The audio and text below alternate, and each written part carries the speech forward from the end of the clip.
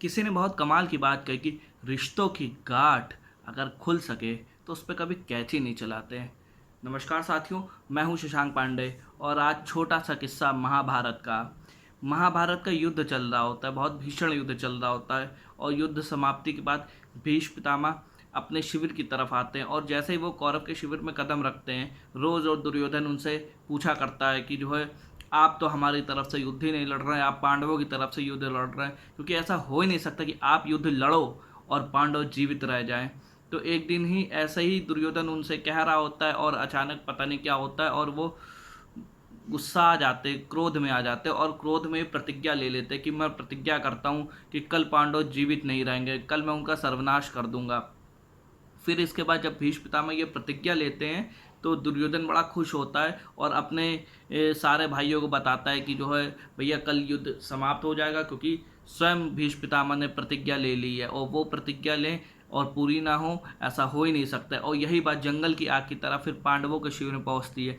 द्रौपदी को पता चलती, द्रौपदी परेशान हो जाती है, वो सोचती कल मेरे पति का वध हो जाएगा, मैं क्या करूं। वो भगवान कृष्ण के पास जाती है और कहती भगवान ये सब आपने क्या करा दिया। तो भगवान कृष्ण उससे कहते हैं कि मैंने कुछ नहीं करा है, ये सब सभी के कर्मों का फल है। खैर भगवान कृष्ण जब ऐसा कहते हैं तो द्रौपदी परेशान हो जाती है और उनसे पूछती है कि भगवान इसका कोई रास्ता, कोई उपाय हो तो आप बताइए।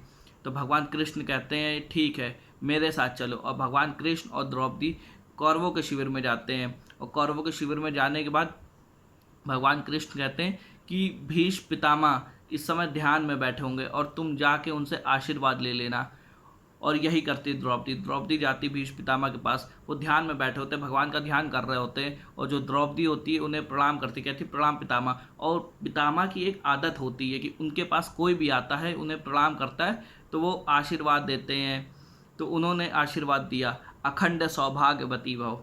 और इतना आशीर्वाद देने के बाद जब वो आँख खोलते हैं तो सामने द्रौपदी होती है और भीष्म पितामह चौंक जाते हैं और मुस्कुराते हैं और द्रौपदी से कहते हैं ये युक्ति जरूर तुम्हें कृष्ण जी ने बताई होगी, कहाँ है। तो द्रौपदी कहती बस वो बाहर ही खड़े हैं।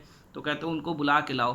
कृष्ण जी आते हैं तो तुरंत भीष्म पितामह जी उनसे कहते हैं भगवान ये आपने मुझसे क्या करा दिया। एक तरफ मैंने प्रतिज्ञा ली है कि जो है मैं कल पांडवों का सर्वनाश कर दूंगा और आज आपने दूसरा आशीर्वाद दिला दिया और इस आशीर्वाद के माध्यम से मेरा ही वचन तुड़वा दिया।